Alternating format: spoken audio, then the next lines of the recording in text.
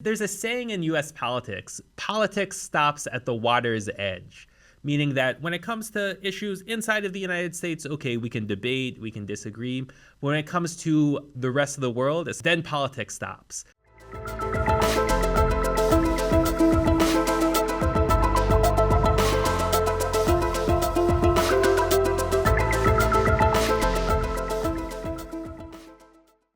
Welcome to Overlap. I'm Walter Smolarek, joined by Albert Wang. Today we're going to be talking about infrastructure.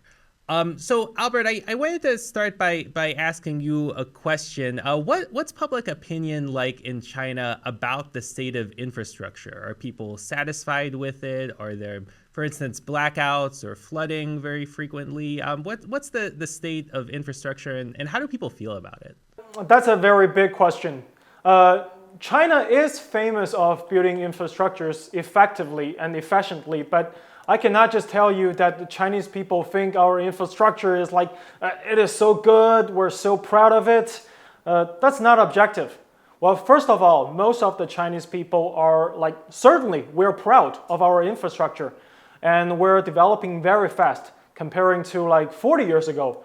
China now has the longest railroad system in the world, a highway system, and we have 14 of the top 20 ports in the world in terms of cargo throughput. In 1990, there was no subway in Shanghai, but now the Shanghai Metro is more than 831 kilometers, number one in the world. With roads, like people can buy more cars, transport more goods, and people can travel to different cities to do business. Tourism boosts. When we talk about infrastructure, we are not just dealing with the roads. We are like talking everything happening on it. But it doesn't mean that we're satisfied. We still want to make it better. And China's terrain condition is very complex. We have to build infrastructure in different environments. So Chinese companies developed a very advanced high-tech skills on designing and constructing. So we can also actually help other countries build their infrastructure. After all, they all contribute to the economy. Well, for the question about how often do we have a blackout and city floods in China in recent years, the simple answer is that we still have it, but not very often. When I was a kid, we had those problems very often. Now it is less and less. The thing is that cities are combinations of many issues, and power supply is among the top of the list. The global natural environment is changing rapidly with hotter summers and colder winters. People need air conditioning. Factories and shops need electricity to run businesses.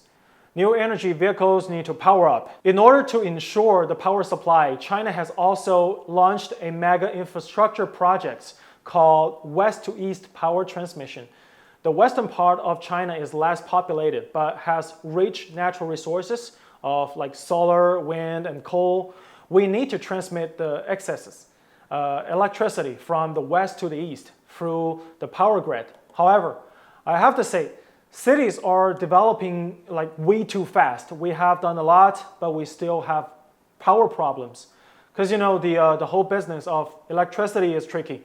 However, the climate is changing so fast in recent years. For example, Beijing's temperature had peaked to 104 Fahrenheit this summer. We are breaking the record almost every single day. It is almost impossible for the power system to counter the unpredictables.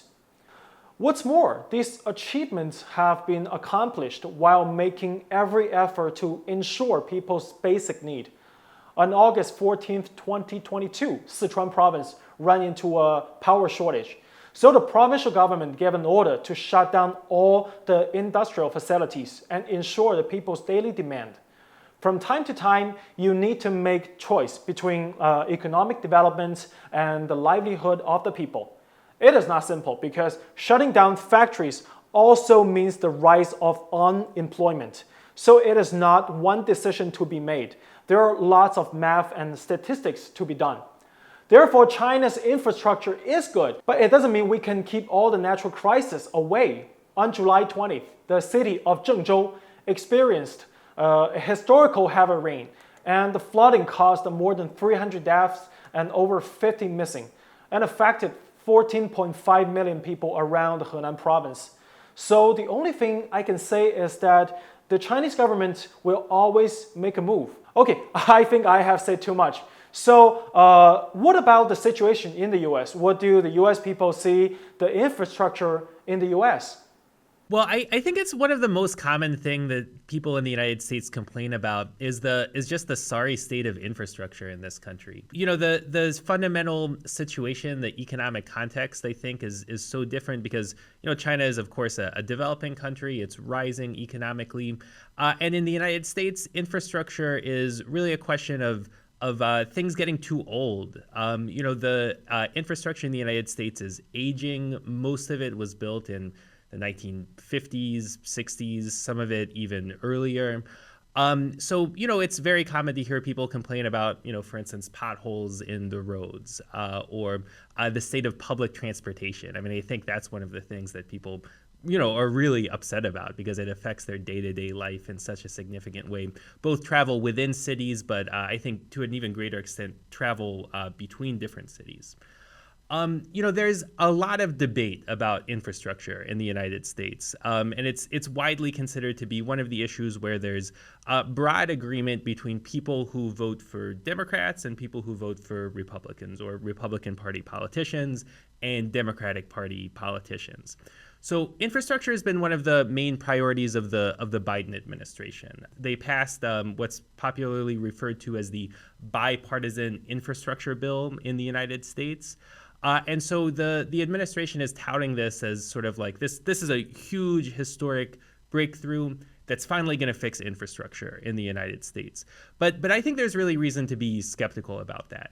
So the bill on its face, you know, the headlines in the media was $1.2 trillion. The United States government is going to invest $1.2 trillion in different infrastructure projects, wide range of different things, roads, bridges, ports, water, which is a huge issue in the United States. But really, I think it's important to keep in mind that that $1.2 trillion figure is really a fake number. So the United States spends a certain amount of money on infrastructure every year. And they added that total to the new spending, the new measures that the Biden administration is implementing. So the majority of that $1.2 trillion was going to be spent already. $650 billion was already going to be budgeted. So really, there's $550 billion of new infrastructure investment. But that figure is for 10 years. That's $550 billion spent over 10 years. So rather than thinking, oh, the United States is about to spend $1.2 trillion on infrastructure, the real number is like $55 billion a year. I think that the US government, frankly, isn't taking this problem seriously, even though they know it's a serious problem. And they just don't want to make the type of public investment because, in large part, because they don't want to generate those resources by taxing wealthy people or corporations. So it's a major, major issue in US society. So how has it changed in China in recent years? I think that's another thing that is really in people's consciousness in the U.S. that public transportation is being built out, you know, rapidly constructed. So I'm curious, have you seen any significant changes in how public transportation works in the country? That's a quite interesting question. I believe the public transit in China can least on the top tier in the world. Because China has a very huge population, so we consider cities with less than 3 million population to be small cities. So almost every city pays very good attention to public transit. For the past 40 years, everything is going pretty well, and everything is changing rapidly. For example, my mom graduated from the college in 1988. She is from Harbin, which is like the one of the city in the north of China, and she got a job in Hainan province, which is like at the very down south. She took almost like 1 to 2 weeks from north to south. But today, if you want to go from Harbin to Hainan, maybe it's a 2 days trip. It's a 2 days trip. and you can buy ticket online. You can get all your trains connected.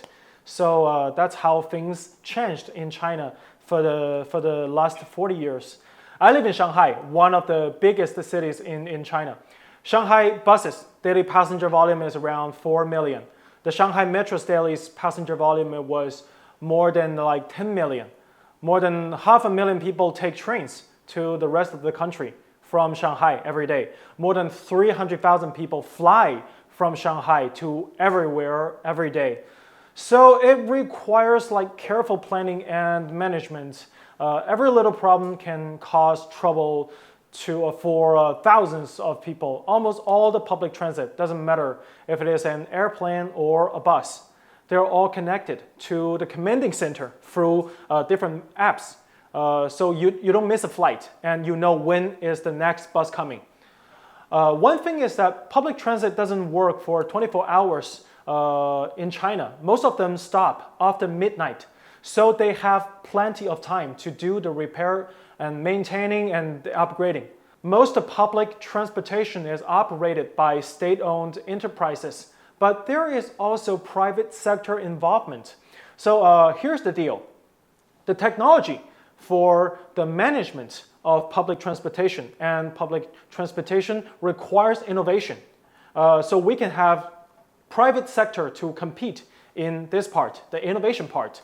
However, the private companies seek profits.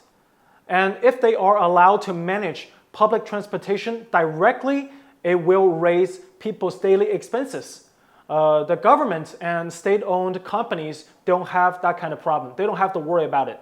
And in addition, public transportation needs careful management because it is the blood vessels of the city.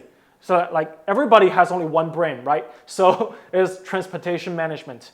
It is difficult for the private sector to do the same because the core value of market economy is competition. So that's pretty much how the public transit in China work. So how about the things in the US? How does public transit work in the US? Right. Well, it's primarily managed at the municipal level, and it varies widely across cities. Some cities that have, substantial resources might have an okay public transportation system, but others might be very underfunded. Some might be relatively affordable, but in other cities, the costs might be very high. So that's one feature of it, that it's a decentralized system. There is a federal Department of Transportation in the U.S., but it's not centralized in the same way that you're describing in China.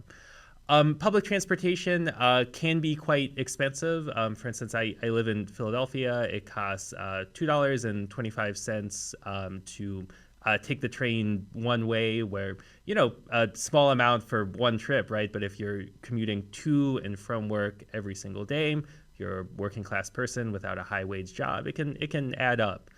Another issue is unevenness in terms of the quality of public transportation. Like, it's not uncommon for you to be waiting for a bus and it just doesn't really come, or maybe it comes very late. So there's a lot of problems, a lot of unevenness there. During the COVID-19 pandemic, there was a lot more support from the federal government for these local public transportation systems. But that money is actually starting to run out now. So most cities have not had fare increases. The cost of public transportation has remained relatively stable. But that may change in the coming years as this federal support, the national government withdraws some of its support for these local systems. So people, I would say, in general, really do not like transportation. Travel between cities is even worse. So I take Amtrak to get to work, which is the between cities rail system in the U.S. The maximum speed for an Amtrak train is about 80 miles an hour. I think that's 130 kilometers per hour. So it takes a long time to get places, and it's very expensive. Amtrak is sort of a semi-private, it's essentially a private company that has a formal official relationship with the government. And so they have this variable pricing system that's very unpredictable. It could be relatively affordable, but for instance, if you're trying to get between New York and Washington, D.C., and you're buying a ticket, a day or two ahead of time, that could cost more than $100. So it's really expensive. It's really inconsistent, I would say. Actually, since you mentioned about Biden's bill, do you have any major project mentioned in this bill, in this plan? Sure. Well, I think that it's much less prominent. There are, for instance, expensive projects to build a new tunnel into New York City. There's projects to build new roads, highways, bridges.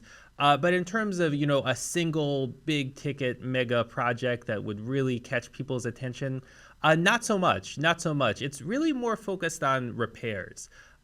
Because there's such an urgent need for that in the United States. It's very dangerous, the state of infrastructure in the U.S.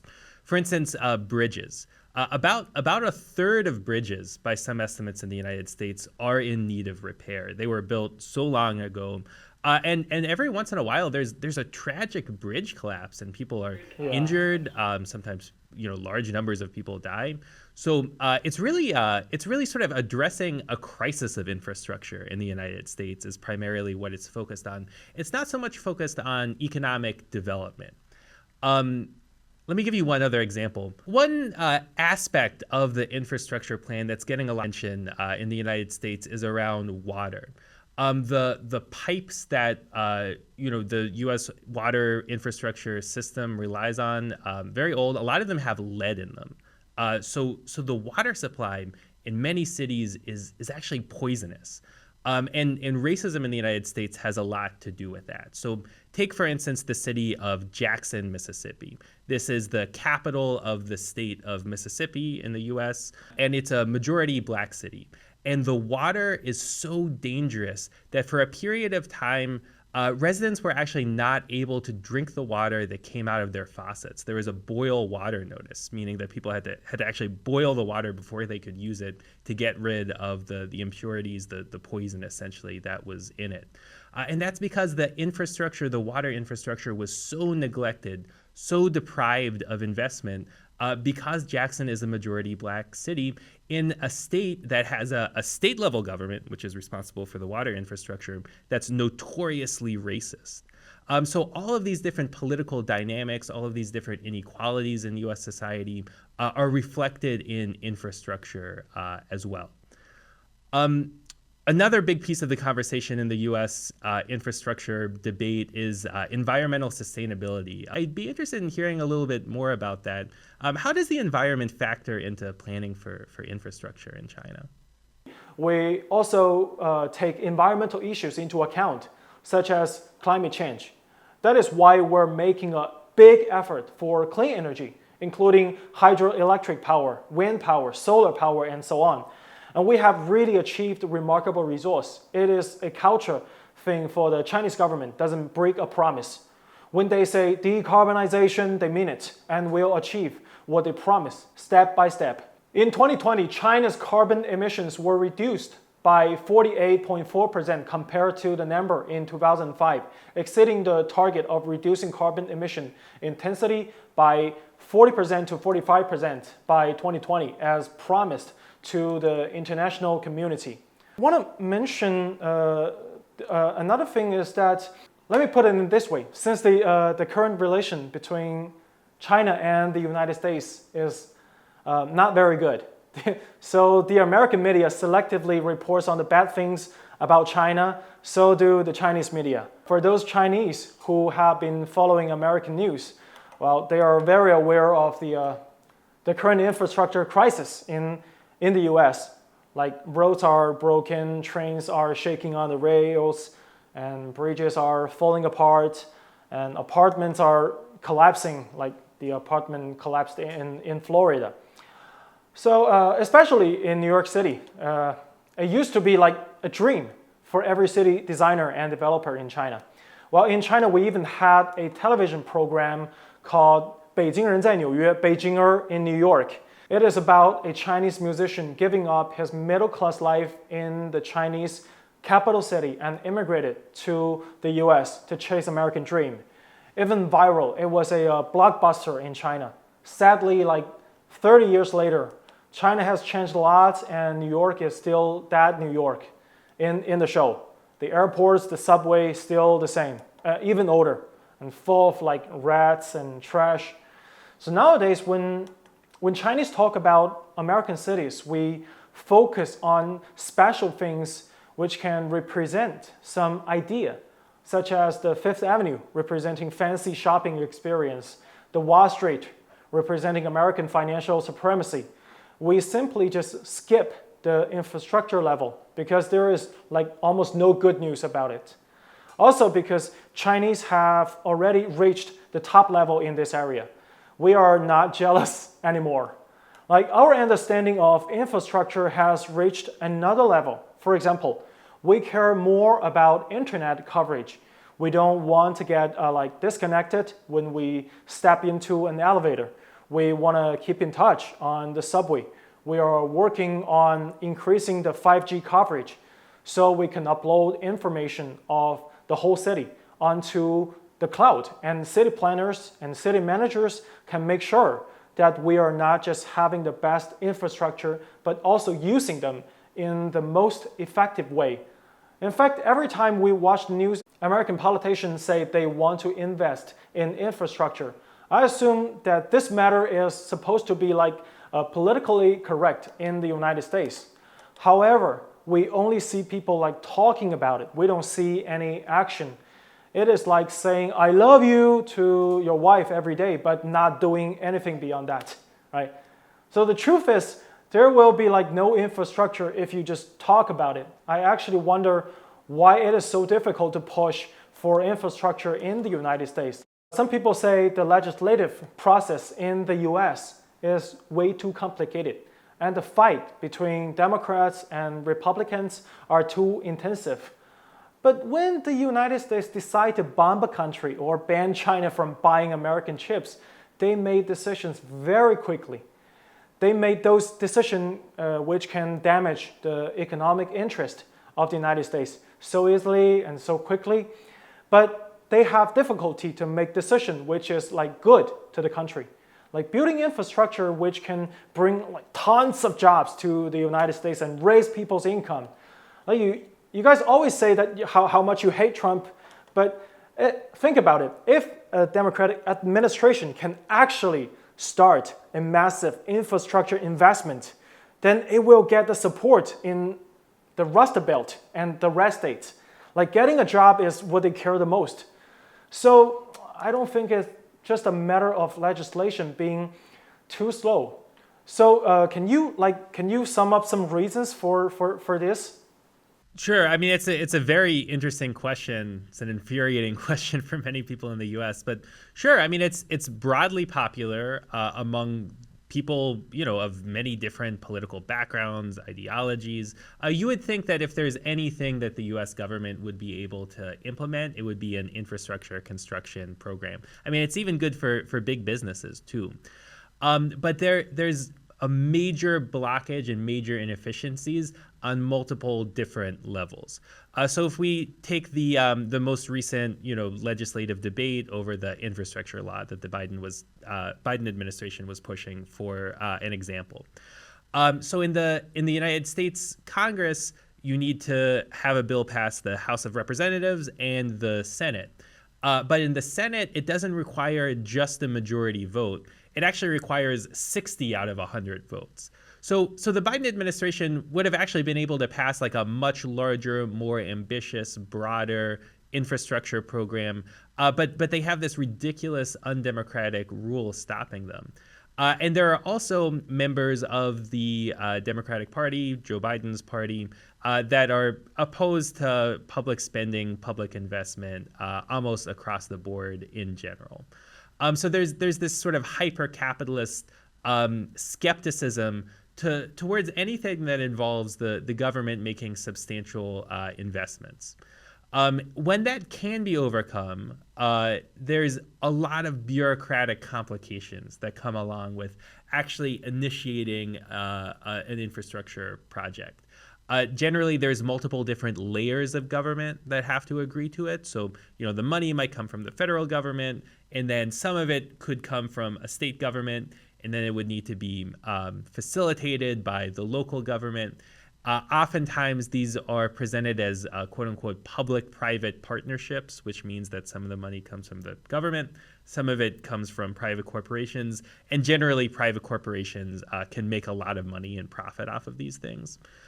So that adds another layer of difficulty, right? Because you're dealing with all of these different competing government agencies and entities on top of competing private entities and agencies. So it ends up being just this huge mess where, as you pointed out, very frequently there's not actually the completion of these projects, or it takes forever to happen. Wow, yeah. As you mentioned, the different layers of the government and the conflict between the federal government and the local governments, it reminds me, it is very interesting. So the Department of Defense is, I guess, one of the most centralized institution in American government. And actually, it is the most effective department in the U.S. government.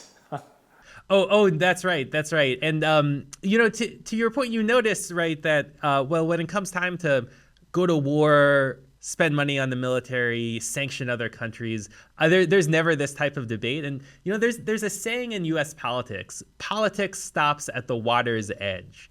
Meaning that when it comes to issues inside of the United States, okay, we can debate, we can disagree. But when it comes to the rest of the world, essentially aggression towards the rest of the world, trying to dominate the rest of the world, once you leave the shores of the United States, the water's edge, then politics stops. Then all of these elite politicians get together and agree and get along very nicely.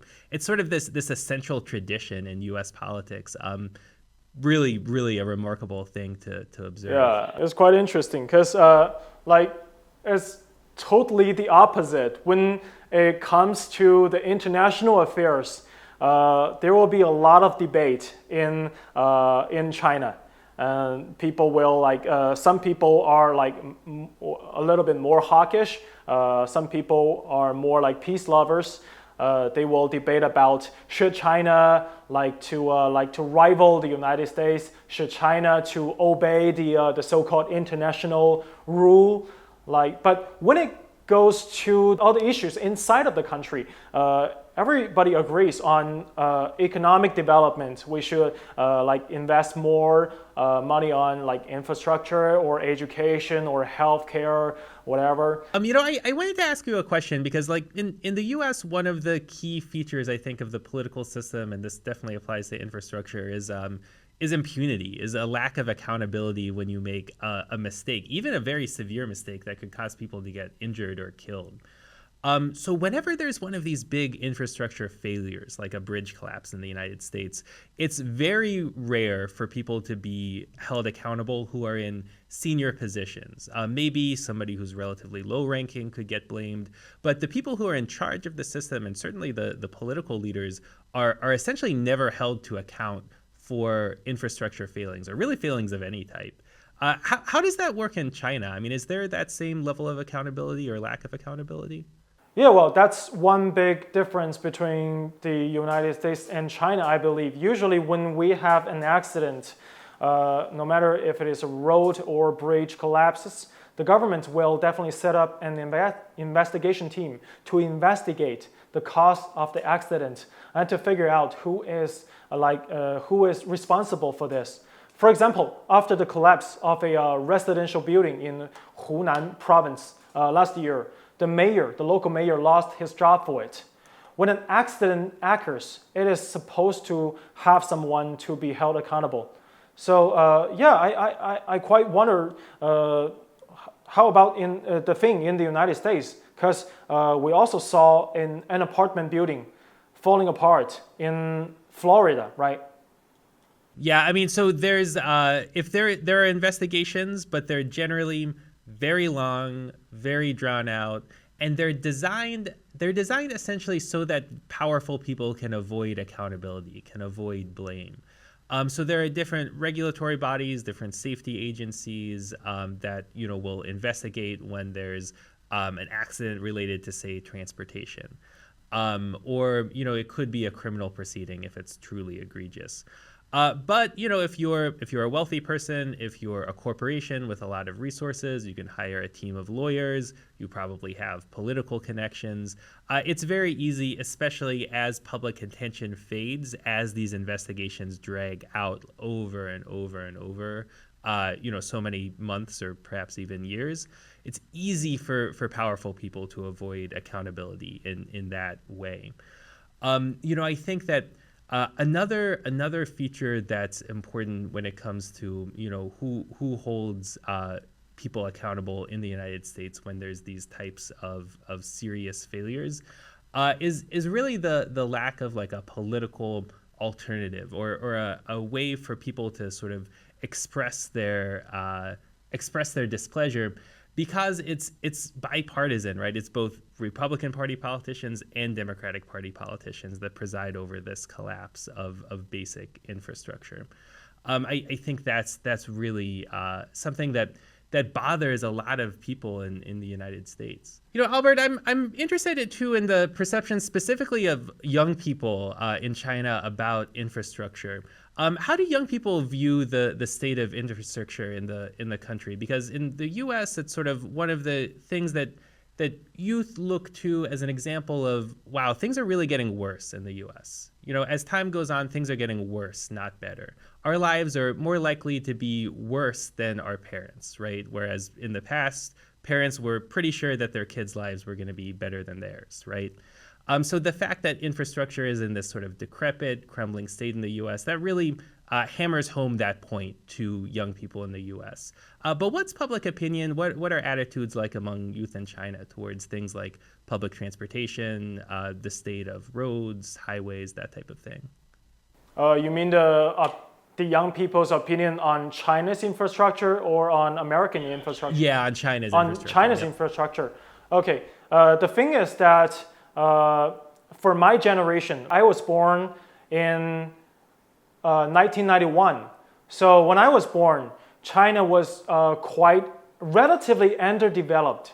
We didn't have very good infrastructure.